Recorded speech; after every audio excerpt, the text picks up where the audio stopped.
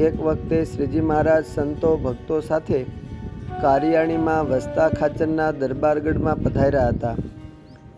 એક દિવસ સવારના પહોરે પોતરાદા બારના ઓરડે શ્રીહરિ ઢોલીએ બેસતા થકા સભા કરીને વિરાજમાન હતા. શ્રીહરિના મુખે સર્વે સંતો ભક્તો વચનામૃતનું અમૃત પાન કરી રહ્યા હતા.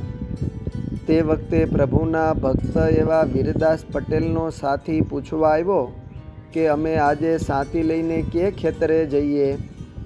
ત્યારે વીરદાસ પટેલે એમના સાથીને કહ્યું કે આજે સીમાડે આપણું 200 વીઘાનું મોટું ખેતર છે, ત્યાં જાઓ.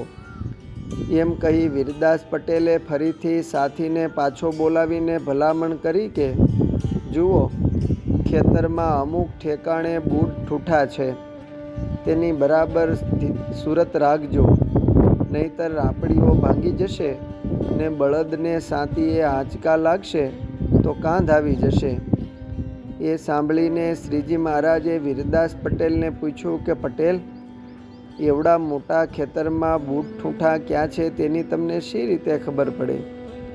ત્યારે તેમણે કહ્યું કે મહારાજ, અમે ખેડૂ લોકો એવો બહુ ખ્યાલ રાખીએ.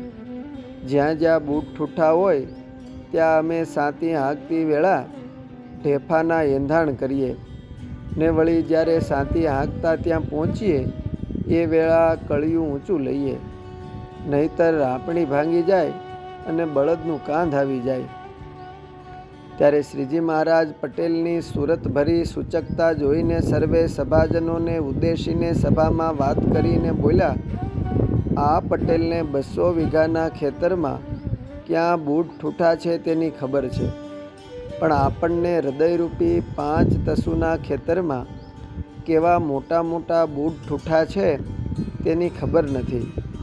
કામ, ક્રોધ, લોભ, મોહ, મદ, મત્સર, આશા, તૃષ્ણા, ઈર્ષા, અહંકાર, રાગ, દ્વેષ, છળ, કપટ વગેરે એકથી એક અધિક બળવાન બૂટ ઠૂઠામાં જ આખું જગત અથડાય છે. માટે ભગવાનના ભક્તોએ તેનો પૂરેપૂરો ખ્યાલ રાખી સાવધાનપણે વર્તવું, જેથી જગતના જીવની પેઠે મુમુક્ષુઓને કોઈ પ્રકારની અથડામણ ન થાય. આ રીતે શ્રીજી મહારાજે વિસ્તારપૂર્વક ઘણી વાતો કરી. પોતાની સન્મુખ બેઠેલા સભાજનોને આવી રીતે સાવધાન કર્યા. અસ્તુ. જય સ્વામિનારાયણ.